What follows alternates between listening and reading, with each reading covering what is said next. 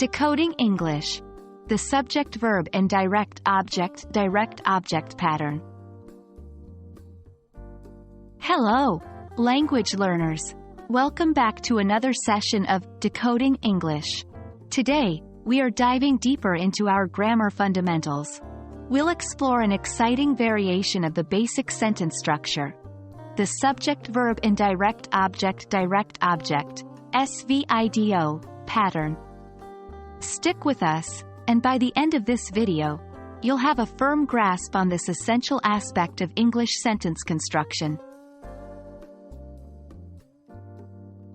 First, let's quickly revisit the basic sentence structure, the subject-verb-object, SVO, pattern. In this pattern, the subject performs an action, verb, on the object. For example, in the sentence, John plays football, John is the subject, plays is the verb, and football is the object. Simple, right?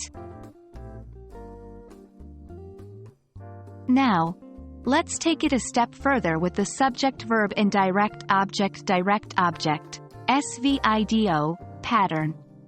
This is a slight variation of the SVO pattern. In SVIDO, the subject performs an action, verb, for or to an indirect object, and this action usually involves a direct object. For example, consider the sentence, Sarah gave John a book.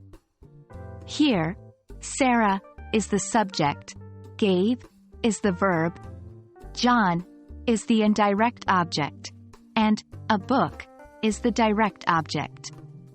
In other words, the subject, Sarah, performed an action, gave, for an indirect object, John, and this action involved a direct object, a book. Let's break this down a bit further. The indirect object in a sentence is the person or thing that receives the action or benefits from it. The direct object is the person or thing that is directly acted upon. To identify these in a sentence, ask yourself, who or what is receiving the action? That's your indirect object. Then ask, who or what is being directly acted upon or given? That's your direct object. To make sure you're catching on, let's go through a few more examples. 1. The teacher taught the students a lesson. In this case, the students are the indirect object, receiving the teaching, and a lesson is the direct object, what's being taught. 2. Mom baked me a cake. Here, me is the indirect object, receiving the cake, and a cake is the direct object, what's being baked. There you have it, folks. You've just learned the SVIDO pattern in English grammar.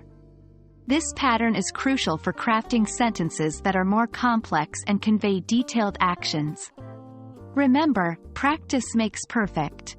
Try to use this pattern in your everyday English conversations and writings. It's a surefire way to take your English to the next level. Thanks for joining us today on Decoding English. We hope this video has been helpful. Stay tuned for more enlightening lessons. Until next time, happy learning!